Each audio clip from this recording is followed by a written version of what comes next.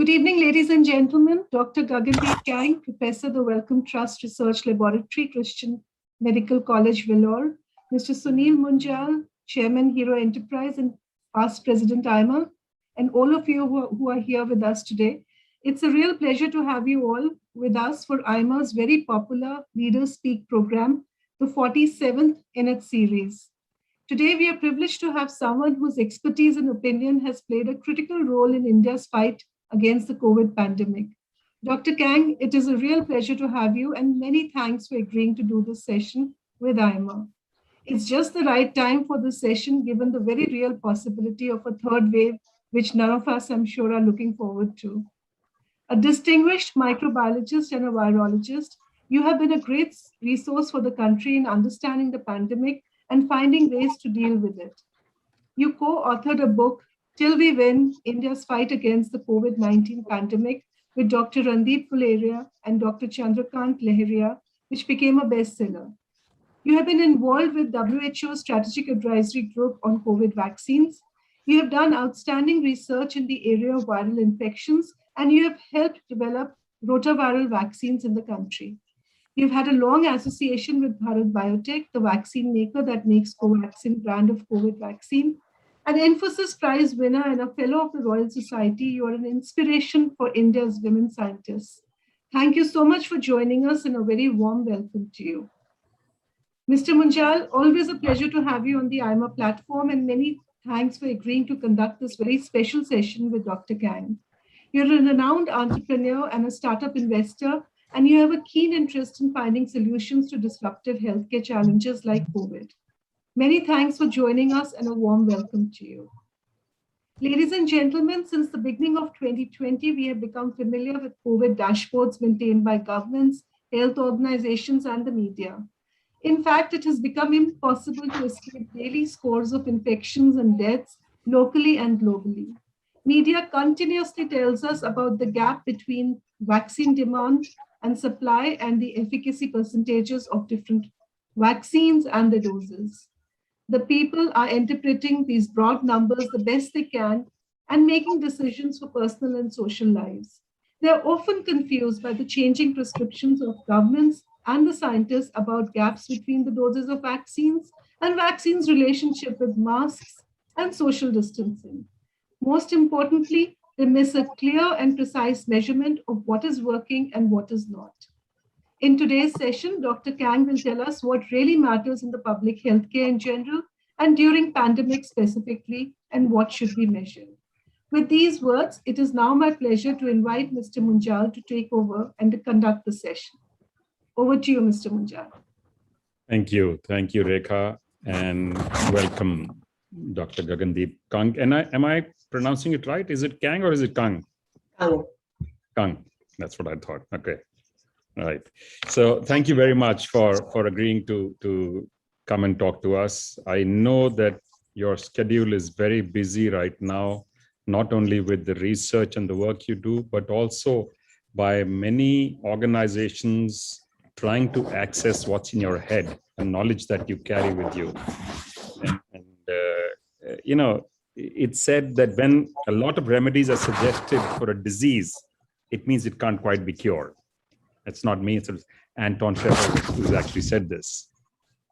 And they also say it is much more important to know what sort of a patient has a disease than what sort of a disease a patient has. And I can quote my own experience. You know, I go to Mayo Clinic for my regular annual checkups. And it's quite interesting. After they do the tests, in our normal, typical Indian fashion, we start looking at those reports and we point the reports to them. This reading is up and this is down. The last time the doctor told me, can you please put this report down? I said, yes, sure. He's saying, tell me how you're feeling. He's saying, I almost don't care what's in those. You have to tell me what your body is telling you. And it's fascinating how different parts of the world have approached medicine differently. Whether we look at India right through ancient times, and India and China actually, when we started the very practice of medicine, we kind of seem to have got lost somewhere along the way And we now seem to be pursuing others a little bit behind. But you and scientists like you have shown that Indian minds are quite good, quite as good at least as the best around the globe. And we are able to do, when we set our minds to it, we are able to do what few others can. You yourself are a standout example. I'm going to take 2 or 3 minutes more, Rekha, if you don't mind. You gave an introduction, but I just want to take 2 or 3 because this is an amazing, amazing person. She's Sure, absolutely. done what very few have. You know, as they say, to study the phenomenon of disease without books is to sail uncharted seas. And this is what she's been doing. She's done an amazing job. She's sailed uncharted seas. She's studied patients and she studied bacteria and viruses that invade our lives or all around us. In fact, she has been given the epithet of the India's vaccine godmother. She's also the only Indian woman scientist to be inducted in the Royal Society of London for improving natural knowledge, and only the second Indian in 180 years. So fantastic, congratulations, and well done. And she is in good company with folks like Isaac Newton, Albert Einstein, Dorothy Hodgkins, and Charles Darwin, and the like. She's also incredibly versatile, by the way. That I believe while she's not much of an eater, she's an amazing cook and a wonderful baker, which she's passed on habits and style and culture she's passed on to her children.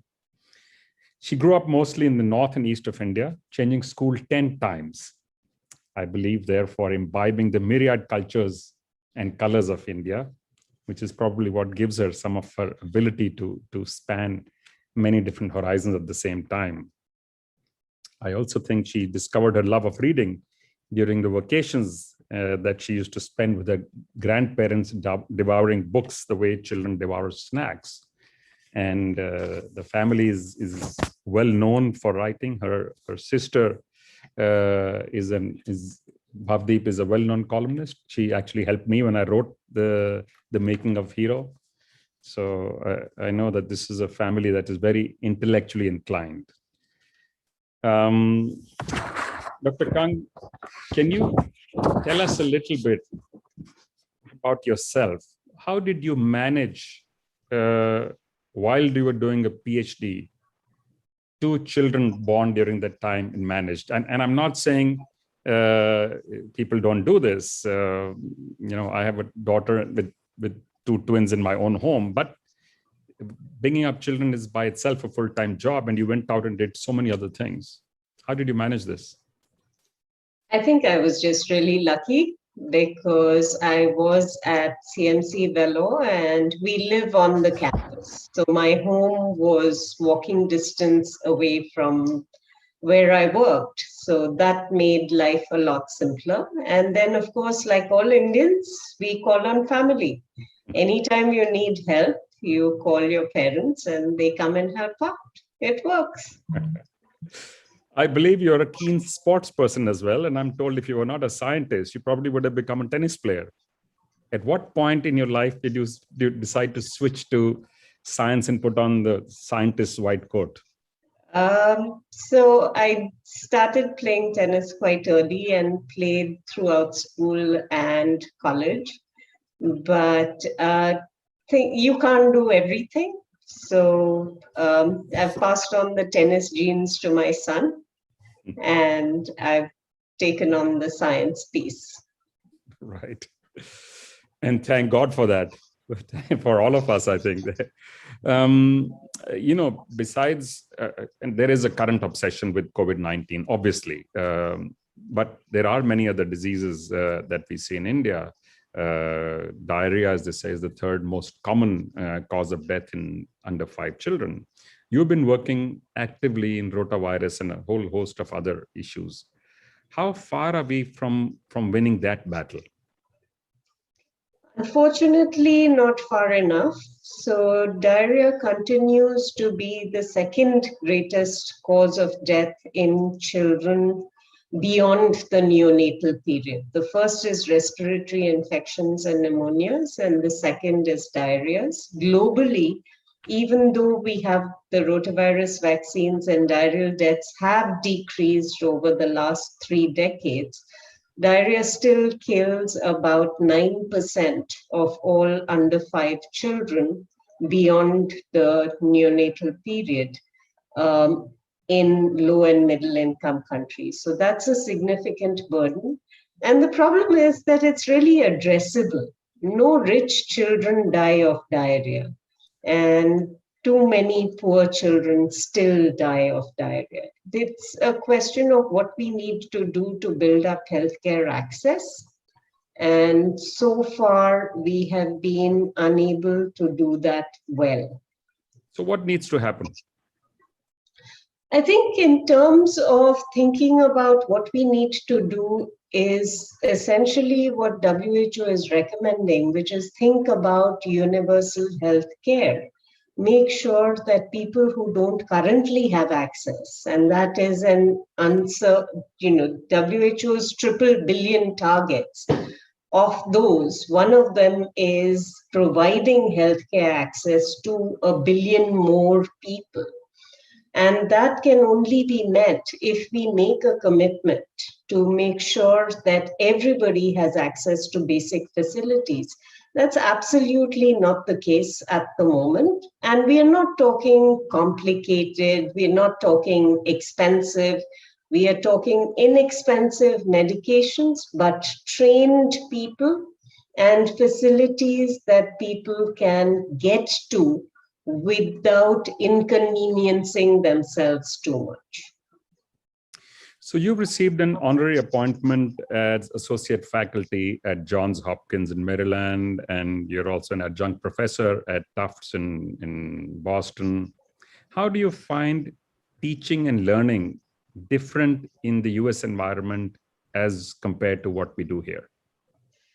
Well, in India, I take on PhD students, and it takes them almost 2 years for them to build up the courage to ask me a question. And I feel like I succeed when my students can turn around and say, you're wrong. That very rarely happens, and it's a moment of delight when you get to the point where they are so confident in what they know and how they are thinking that they challenge you and say, you need to think about it from my point of view, or there is a fact that you don't know. That never is a problem in the US. In India, it's very rare. You've also been known to say that you're about 6 years behind in your career because you're a woman. In your view, what is it that needs to happen? And I'm talking both now, part policy, part societal, part social change, that could level this to give everybody a chance to be purely on merit and not anything else. Yeah, I think the thing is, it's actually quite hard to measure, and it took me some time to try and figure that out. Oh, you mean you actually measured it? I did. I sat down and I thought, okay, where did I lose time? Because I've been employed my entire life. Right. But was I able to grow as much as I wanted to be able to grow, and what held me back? And a lot of that was around societal issues of not making decisions that were purely for myself, that were around what I needed to do for family. And a lot of it around bringing children up, because when you have to be doing, helping children with homework and art projects, it does take a lot of time. You enjoy it, you do it. And I'm sure if you ask my children, they'd say I was hardly ever around, but I don't recall missing many major events in their lives. Right. But it is a well-acknowledged fact worldwide right now, especially for countries like India, that the next big quantum leap in our GDP and the overall economic activity will come when we have a better set of options available for women to be productively, economically deployed and employed. And I don't mean the domestic work is not economic work, by the way, because that's a big debate going on right now around the world. I want to ask you another question. You advised the state of Punjab in their COVID response and in their vaccine strategy. How much of your advice do you think got taken, and what difference did it make to the state? I think we have responded to questions that the state asked us. And much of it was around the time that the central government had decided that states needed to purchase their own supplies of vaccines. So the questions were around where can we get access to vaccines, to which the answer is it's very difficult to get any vaccine, but you could try different things. The questions of who to prioritize, where to prioritize, and what basis to make decisions.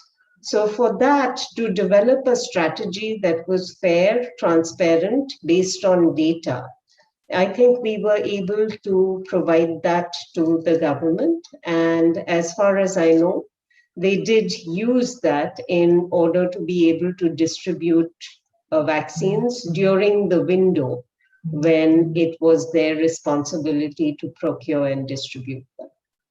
You also said that this 25% to the private sector should drop for the moment to, if I remember correctly, 10% is what you stated. Do you think the 10% will get taken up by the private sector and the government will be able to take the rest, or should that be constantly under review? I think it is something that requires constant review, because if the private sector can utilize all the doses that it procures, then there is no question they should be given a greater proportion in case their reach is more. But if they're not utilizing the doses that are allocated to them, then the basic principle is that we shouldn't be wasting a single dose of vaccine at this time. So whoever can use it fastest and best is the group that should be given as much vaccine as we possibly can allocate to them. Yeah, as you're aware, the private sector was asking for more initially, and we would actually even lined up hospital, labs, distribution centers, logistics, and how to get to people to deploy this. But as the government announced full free access, people actually stopped going to private enterprises and hospitals. And it's sad, because I think we could have done a lot more and a lot quicker than we are doing today. Because right now we have both issues going on. There are some states and some towns and cities which show that they're running out or almost run out, whereas we still have spoilage in some. So our ability to balance this has been quite challenged over a period of time. Let me ask you another often asked question around the world. There is a lot of speculation, and I'd like to hear your view about, do you believe and do you think this could be a lab-produced virus? It's certainly feasible that this is a virus that emerged from a laboratory. Now, is this a virus which, like the polio virus, was entirely synthesized in the lab? I think that is unlikely. Was it a virus that was engineered in the lab? It's feasible that it was. But when you engineer viruses in the lab, your goal is generally not to release them to the outside world. The goal of a scientist who works with engineering viruses is to be able to study their function. So if it did get out of the lab, I think it would have been an accident. And it may be that it could have been an accident of a non-engineered virus or an engineered virus. Or it may have nothing to do with the laboratory. We really don't know. That and there's reply no was evidence. given like a good bureaucrat, actually. No, there is no data. So, and the question is, will you be able to find data that could back up any hypothesis? Is there anything that you instinctively feel is the actual fact? I think it's very unlikely that it was a lab leak. Okay. I think it's more likely that this was a virus that came from animals into humans. We certainly don't know which species of animal at this time. And I think it's highly likely that the fact that there is a lab in Wuhan that was working on bat coronaviruses is a coincidence. But that again is my gut feeling and a feeling from talking to virologists around the world, some of whom were part of the WHO team that went to Wuhan, and others that I know that work on gain of function mutations. Right. So the CDC in the US has recently said that the current Delta variant of this coronavirus is a very deadly one, which causes severe illnesses and is more severe than all other known versions of the virus, and could be spreading as easily as chickenpox, measles, and chickenpox used to have an R factor of 8 or more, which is a scary number because we've been pushing to get the R factor below 1 now over the last some weeks and months. Is there a real risk that we could see these numbers jump up anytime in the near or distant future to numbers like 8 or 10? Okay, so I'm going to answer this question in lots of different ways. Yeah, in any case, the question is in multiple parts. Yeah. So the first thing is, let's look at the Delta variant and what does it do? The Delta variant spreads very, very easily. Does it necessarily bind better to the receptor? And is that a reason why it spreads more easily? We actually don't know that. Does it have some level of immune escape?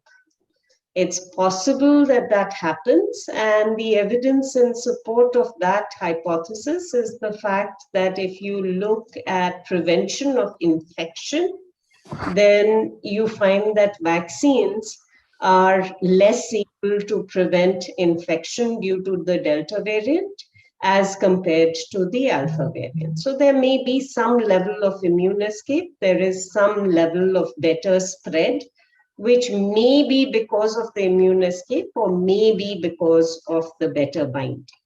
We know from PCR data that when people shed Delta virus, they shed it at much higher levels than Alpha, and Alpha shed at much higher levels than the ancestral variant. Does it cause more severe disease? We haven't actually seen the evidence for that. Now, that is the Delta variant. Sorry, interruption here. Could that also be because the vaccination rates are climbing at the same time? No, because you have to characterize infections in unvaccinated individuals, comparing people who are infected with Delta, with Alpha, with other variants, and see if the pattern of infection is different. Right. We have not seen any differences other than the higher viral load. And the viral load, we know that for many people seems to be, you can get a very high viral load in people who are completely asymptomatic, and you get a high viral load in people who are very sick. So unlike many other viruses, there isn't a clear association of viral load with the severity of disease. So that's why for Delta, I don't think that we know for sure that it does cause more severe disease. Now, coming to the famous R number. When we say R naught, that means your basic reproductive number. Your reproductive number when the entire world is naive, everybody is susceptible. So chickenpox having an R naught of 8 or Delta having an R naught of 8 essentially means if the whole world is uninfected, one person gets infected, that person will pass it on to 8 other people. Now, as soon as you wind up with people being infected or vaccinated, your R has changed. Now you're not looking at R naught, you're looking at effective R, effective reproductive number. And that's what you want to keep below 1. Because as soon as it goes over 1, then you wind up in a situation where you see greater spread. So that's the reason you are very much in demand, because you're able to explain some very complex things in pretty simple language, so all of us lay persons can also understand. So thank you very much for that. Truly appreciate that. You know, the UK third wave seems to have peaked and is declining, while the numbers in the US continue to climb. Whereas in terms of vaccination, exposure, behavior, they seem somewhat similar. They're not quite the same, but they're reasonably similar. What could be the reason for that, do you believe? Pockets. So it's really, in the US, you have a much greater geographic distribution of where people have been vaccinated and where there are large communities of unvaccinated individuals. And in the US, the places where you are seeing the cases of much more spread and severe disease, it's in the unvaccinated populations. In the UK as well, where there were unvaccinated populations, you may remember 2 months ago in the north of England, when Delta first entered, that's where it wound up. It found the weak spots and it started to spread there. So that's why it becomes so important that we have high vaccination coverage everywhere, because this is a virus that will find the chinks in your armor. I want to push on that point a little bit more, and I'd like all of us to hear from you, because it's now reasonably well established with data, and I saw data of the US, UK, and of India, which showed that in recent times, people who have been infected severely, that less than 5% for those who had been vaccinated. And in terms of mortality was even more stark, that 0.01% of people who died of COVID infection in recent times were those who were vaccinated. So the non-vaccinated was 99+%, and in terms of severe infections, it was 95%. These are numbers I read. They may be accurate or maybe roundabout. Why then is it difficult to explain to people what can we do? What language can be used? What messaging can be used to tell people that this actually works? It is working. You have hordes of people in every country which have this massive pushback against vaccination. I think a lot of people are beginning to change their mind as more and more data come in. So if we look at the factors that influence people's decision making, the initial doubts were people thought that the vaccines had largely been developed too quickly, that the platform technologies that were being used were unknown platform technologies. So were there going to be short-term and long-term safety issues that had not been encountered during the vaccine trials?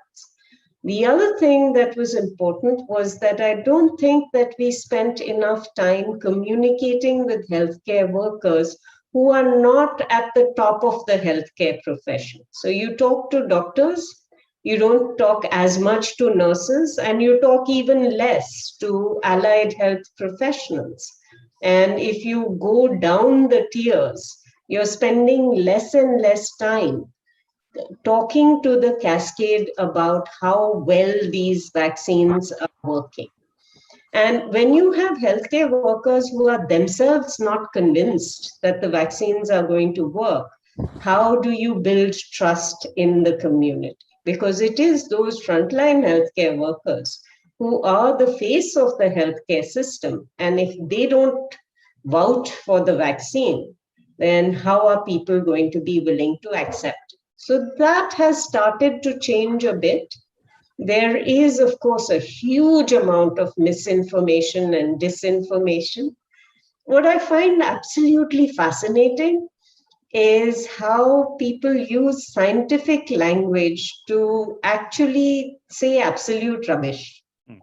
If you do a deeper dive, you can't really connect one sentence to the next sentence, but it sounds so scientific that a lot of people get convinced. And if anybody is labeled a doctor and talking about how vaccines are not working or vaccines are going to do this or that to you, then people buy into that. And once they've bought into it, it's very difficult to change people's minds.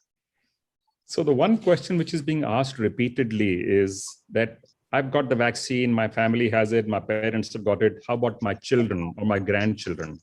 When and how can I protect them? Because schools need to open. And incidentally, by the way, schools have started to open. We had a 2-hour meeting on our own school yesterday to create possibly a bio bubble, but that's always a limitation. So when do you think we will actually have a credible solution for children? So let's start with illness and infection as a whole. Is there any infection in the world that we all know for sure that we are protected against? Right? There really is nothing. We have a few things for which vaccines work 95%, 99%. Measles is one example. If children are given 2 doses of measles vaccine, it's very unlikely that they will get measles. But the risk is not zero. The risk is never zero for any infectious disease. Now, that's true for SARS-CoV-2 as well. For children, for adults, vaccinated or unvaccinated, we have to remember that the risk will never be zero. So you have to decide what kind of risk-benefit trade-off are we going to be likely to be asked to make. And what does this mean specifically for children? Now, for children, we are actually very fortunate. There are many viral infections that if children get them at a young age, then they deal very well with that virus. And if they get it at an older age, they don't do so well with that virus. So one example of that is hepatitis A. Hepatitis A infections in children are largely asymptomatic, but if you get it as an adult, you can wind up with acute liver failure. SARS-CoV-2 is rather like that, in that if you get it as a child, your chances of having severe disease are not zero, but they are very, very low. And compared to adults, very much less. So when we think about sending children to school, we have to remember that fact. We also have to remember that there is work that is going on vaccines. And for the vaccines, we are going to have to wind up making another risk-benefit assessment, is how much will this vaccine protect my child versus what are the chances of side effects. Fortunately for us, these are vaccines that actually protect very well and are very safe. So when vaccines become available for children, we are likely to use them, and we should prioritize children with comorbidities first. But it isn't like until there are vaccines for children, there's nothing we can do. And as you said, you create a bubble. What are you trying to do? You're trying to layer interventions. You are saying, wear masks, let's have ventilation, let's make sure that the activities are not rugby, but we can play football or tennis instead, right? So anything that requires physical contact, try and limit that as much as possible, and make sure that every non-pharmaceutical intervention that we know works is implemented while we wait for vaccines to be available for children. The other thing is be ready to dial things back if needed. Set a trigger point. Say, if we have 3 cases in the school, that's when we are going to review everything that we are doing and stop and figure out what we need to do differently. This kind of planning is absolutely essential and gives everybody a lot of reassurance that, we know what we're doing and we are ready to handle eventualities. There's another often asked question now is about the booster shots. That at what point do you believe a booster shot is required? First, is it required? And at what point? And what do you believe will be the frequency? Because we heard two extremely diametrically opposite, kind of recommendations. One saying that you're going to require an annual shot of this now for the rest of your life. The second one, which came later on, said probably 2 shots more and you're done for life. Where do you think the reality lies, or is it too early to guess right now? I don't have any data to inform that. So what I do know is that for certain vaccines, right? For example, it looks like the inactivated vaccines are not working as other vaccines. So for people who have received certain kinds of inactivated vaccines, you might want to monitor and make sure that when you start to see breakthrough cases increasing, that's the point at which you want to go back and say, we would like to give boosters to these individuals. This has already started to happen in the Middle East. Other people who are likely to need boosters quickly are immunocompromised individuals. People who are on steroids, people who have rheumatoid arthritis, are taking immunosuppressants, people on chemotherapy, people with HIV, transplants. There's a range of people who are likely to need booster doses fairly quickly. But for everybody else, I think the jury is still out. We need to wait to see enough breakthrough cases to understand with which vaccines we need to give boosters and at what frequency. All of this would be helped tremendously if we had a way of measuring who was protected and who's not protected. Unfortunately, at the moment, we don't have an individual level correlate of protection. So there are no actual T-cell tests available. We do these tests, which is frankly an approximation. It's not a real test. It's a proxy for the real test. So how do we actually get to know what can be done? So the antibody tests that everybody is getting done, those antibody tests measure binding. Yep.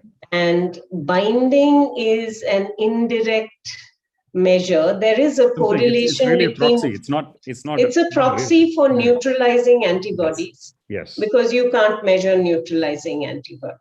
Mm-hmm. And it's possible that people who don't have neutralizing antibodies can still be protected because they've made a good T-cell response. Yep. But to be able to measure a T-cell response, you need to take very large volume blood samples and then be able to measure what kind of T-cell response has been made.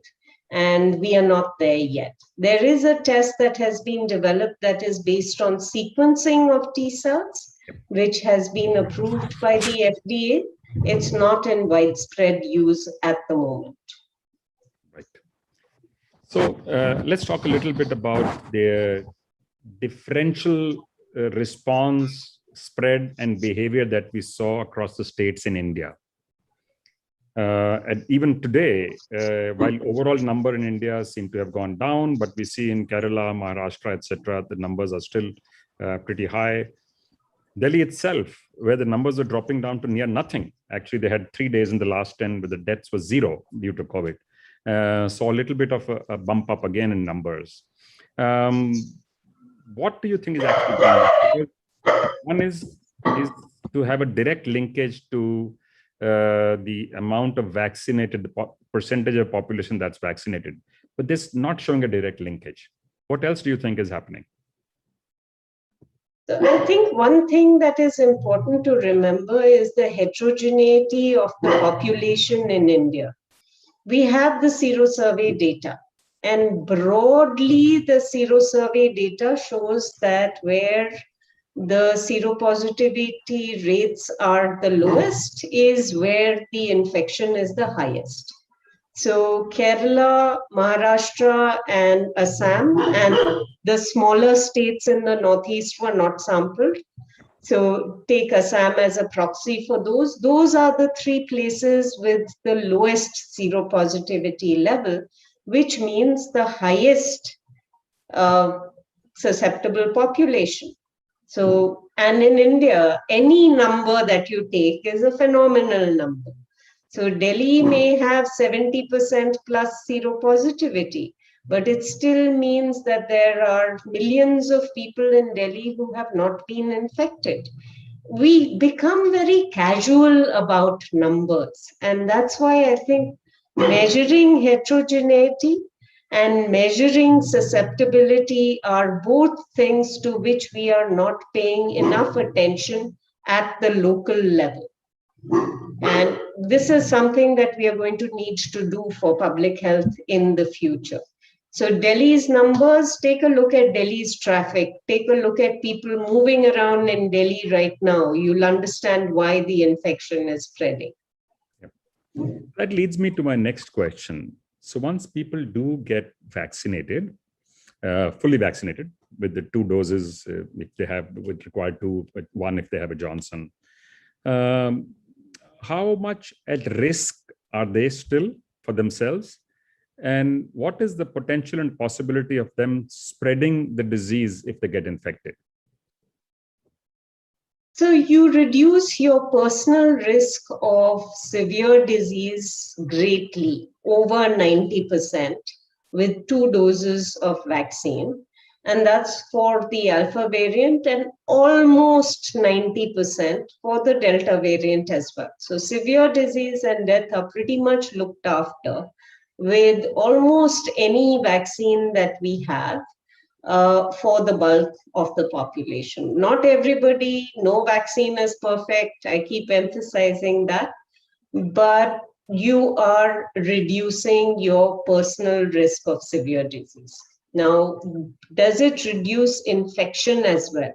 Here is where it's much more dependent on the type of vaccine that you got and the variant that is circulating. If the type of vaccine that you got was an inactivated vaccine, then your protection against infection is less. If you got the vectored vaccine, a very nice study from the UK shows that that is a 60% reduction in infection. If you've gotten the mRNA vaccine, it's a bit better than that. But essentially, it's going to depend on which variant, which vaccine. There is a reduction, but it's not an absence of infection. And that actually creates a public health problem, because if you knew that you were reducing both disease and infection, then you could begin to think about, could we eliminate this virus? As soon as you can't remove the risk of infection in vaccinated people, then elimination becomes a much more remote possibility. I'm actually going to come to the question of an actual medication a little bit later. But first, I want to stay on the vaccines for just a couple of questions more. Now, there are plenty of theories, and I don't know how much of this is backed by actual data, that if you have the inactivated first one, a second shot of vector may be good. If you have a vector, mRNA as a second shot may be good. They appear to be more effective. I know there are some SNAP studies done. I don't know if any large size formal studies have been done. And the second portion to the same one is the gap between the 2 shots. The UK first extended the period, and they actually announced we're doing it because we want at least everyone to get the first shot. We don't have enough. India increased, and then they brought it back. Once they had enough people vaccinated and they had supplies, they brought it back. India has extended the period without explaining why. And is there any scientific reason to actually extend this, or is it the same reason of not enough access to vaccines?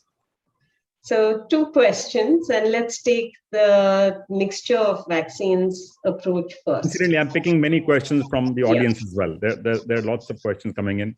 I'm trying to cover those as well as I'm going along. Yeah. Sure. So the studies that have been done have combined the AstraZeneca and the mRNA vaccines. And what you see there is that if you combine vaccines, you get a better immune response than if you gave 2 doses of the viral vectored vaccines. And that's good news, because in many places people were worried about the side effects of vaccines and wanted to replace one with the other, especially for younger populations. Now, does this translate to better efficacy, more protection, broader response? Well, it looks like yes for broader response, but we don't know whether the efficacy is greater or the duration of protection is longer. All we can say is that it's likely to be better. It's certainly not likely to be worse. So that's the mixing study. Now, in terms of the intervals between doses, actually, what are vaccines? Vaccines are us pretending that we have infections. What we want is all the benefit of an infection without getting sick. So a vaccine mimics an infection. And usually when you get an infection, you don't get an infection after 1 month. If you get a second infection at all, it usually happens after a relatively long period of time. So immunologists have calculated that actually, if you want to get the best possible immune response, you should have an interval of about 4 to 6 months between 2 doses of vaccine. The longer you can make the interval, the better your immune response will be. But that's looking at it only from the point of view of the immune response. It's not looking at it from the point of view of if I get 70% protection after the first dose and I get 90% after the second dose, why shouldn't I have the 90% as quickly as possible, right? Now that 90%, if you stretch the doses, might last longer. But the fact that you're 20% less might mean that you'll get infected in the middle. So what we are trying to do here is play a balancing game between the immune system and your risk of infection. In my view, for vaccines that give you very reasonable protection, and for me that's about 70%, with 1 dose, I'd be very happy to go ahead and recommend, let's give everybody 1 dose and then we'll come around again and give everybody the second dose. Yes, you need that second dose, but especially in India, where a large proportion of our population has already been infected, we will do very well in terms of disease control if we can vaccinate as many people as possible with a single dose before we get to the second dose. Can we hope to see any medication for this? Antivirals? And do you know if there are any current developments on? Oh, yes. So we know that monoclonal antibodies work. Mixtures of monoclonal antibodies work. I will say that the caveat is that they work in people who have not been infected before. So you need to not have ever seen the virus before. You need to give these monoclonal mixtures, and that can keep you out of hospital, or if you're in hospital, improve your survival by about 6%. Okay, so not a huge effect, but it works. Right. In a subset of people. So lots of caveats. Right. Then Go ahead. You also have antivirals, and remdesivir, the famous antiviral, was actually first tried for Ebola, didn't work, tried for MERS, and seemed to work for MERS in the lab. It was not tried for MERS in humans, and it was repurposed for humans. It's one that seems to have a very, again, narrow margin where it can be used and limited benefit. And that's an injectable drug. So now everybody's hopes are pinned on molnupiravir, which is a drug developed out of Emory University. That's an oral drug. Still don't have results on trials, but we live in hope. Right.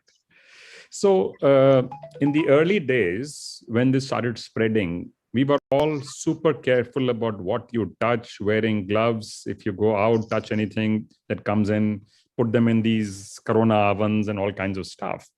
And then later on, we were told that that is less likely to be a carrier. It is aerosol, which is the biggest risk. So don't worry about packages, etc., newspapers, food coming in, etc., etc. Now, when we send kids back to school, is there any special instructions they should be given about their bags, their books, and things of that nature, or does it not matter at all? So washing hands is always a good thing. It's not just about coronaviruses. Just washing hands prevents bacterial infections, viral infections, parasitic infection. So that is a behavior that I hope that we will keep. Now, when it comes to thinking about SARS coronavirus 2, there are two things that we need to think about. The first is, what is the infectious dose? And usually virologists will measure infectious dose as something called ID50. What is the dose that will infect 50% of the people that are exposed to this? For SARS-CoV-1, we think that it is under 1,000 viral particles. And 1,000 viral particles is nothing, right? What is it for SARS-CoV-2? Is it 100, 1,000? We don't really know. But can you get that by touching a cardboard box, touching a food container, transferring then your unwashed hands to your mouth? Well, that would mean that that cardboard box would need to be very heavily contaminated. You would need to be handling it for a while and then doing the transfer to your respiratory tract. So the chances of infection, as long as you're washing your hands, are remote. You don't need to wipe down everything with a disinfectant. The second thing is aerosols. Who's transmitting the infection and how? We know that this is coming from the respiratory tract. So this is really the nose and mouth. We know that if people talk loudly, if people are singing or shouting, then we've all seen spray coming out of people's mouths.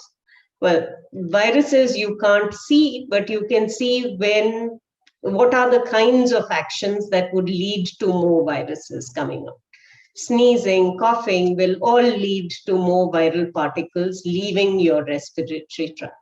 Now, this thing about aerosols versus droplet infections, that was predicated on the fact that you actually have a sharp divide. If it's below 5 microns, this happens. If it's above 5 microns, this happens. Well, we've all seen that when you spray paint something, all your particles are of different sizes and there is no sharp cutoff that says that I will only produce particles that are this size or that size. So when we look at infections, it is a mixture of droplet and what is called aerosol, which essentially is a range of viral particles that come up. The small ones will float around, persist for a long time. The big ones will fall to the ground. Yeah. So does that mean that the nasal spray vaccine, if and when it's available, could potentially be more effective because it directly goes into our nasal passage? It sounds lovely, doesn't it? Yep. The problem is, whenever we've tried nasal or mucosal vaccines, they have always wound up working less well than injectable vaccines. Injectable vaccines essentially produce a systemic response. Your whole body is responding.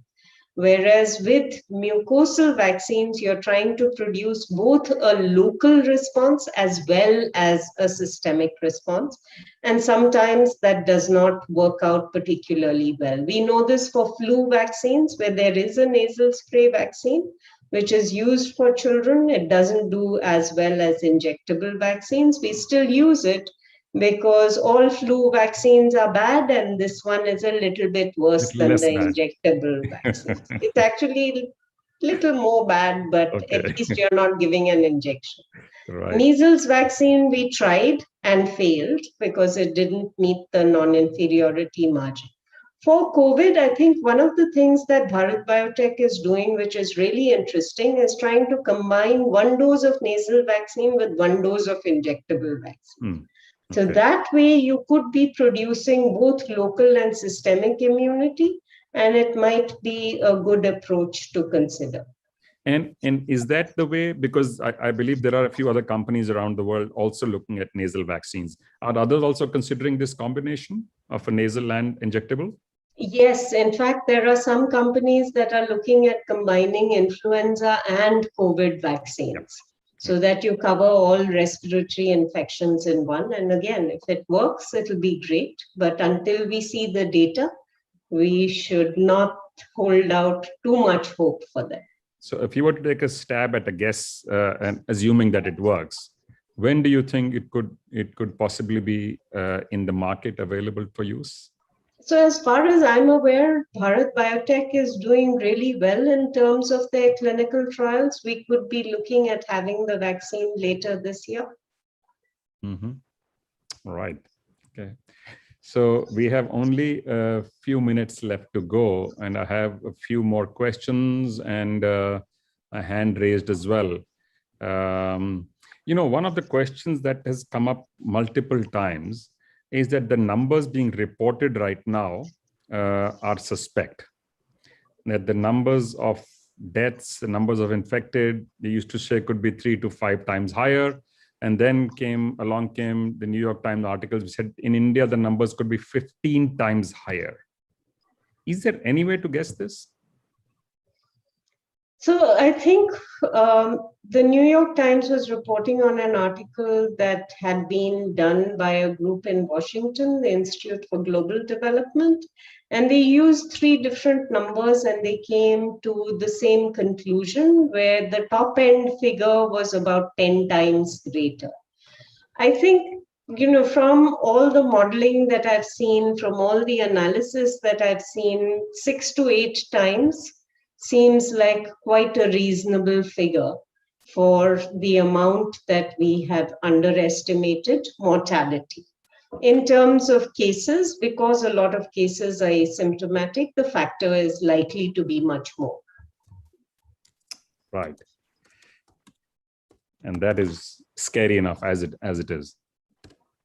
And much more. In India, we don't measure well. And that is the biggest problem we have. We really don't understand the size of the problem that we are dealing with, whether it is malnutrition or diarrhea or COVID-19. So I have a question which is not on vaccine. Would you take a question on antibiotics? Sure. So we are considered amongst the world's largest users, but also amongst the world's largest abusers of antibiotics. Maybe we use a little bit less than US on chickens, but in humans, we are clearly using more and more. And it's becoming increasingly difficult. There is no space left to find new antibiotics. Is there an answer? What next in that area? I think so. A lot of people ask this question saying, when you still have children that are dying of infectious disease, how can you control antibiotics more tightly? But I think the important thing to remember is that antibiotics come in different classes, and it's not necessary to control every class of antibiotics. So if we could create a better regulated requirement, we could create processes that allow us to cycle antibiotics. Only a certain number are freely available right now, then that would make things simpler. Unfortunately, we haven't been able to do that well for antibiotics, and I really worry that we're going to wind up in a situation where we will not have these very valuable tools available to us. So if somebody was to find a new antibiotic or set of antibiotics now, would that be the new magical find? Only temporary, because bacteria evolve and will figure out how to evade that antibiotic. Every class of antibiotics that we have produced in the last 50 years bacteria have found a mechanism to generate resistance against them. They have to protect themselves too. Yep, absolutely. So we are exactly at 7 o'clock. Dr. Kang, thank you very much for a wonderful, informative session. And I'm sorry, I still have a few questions are coming in. I tried to cover as many as I could. I see 2 or 3 have come in, and Bhavana has raised her hand, and I asked her to put her question down, which she has not done. So we will need to wind up because we've run out of time right now. This was truly a valuable and a useful and an informative session. Thank you very much. Thank you. And thank you to all of you for being in this session today. Bye-bye, and keep doing what you're doing. Thank you very much.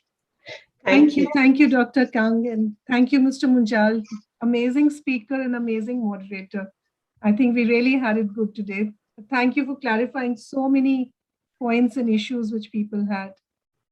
So thank you, everybody, for joining us today. We'll look forward to seeing you for the next Leaders Speak program.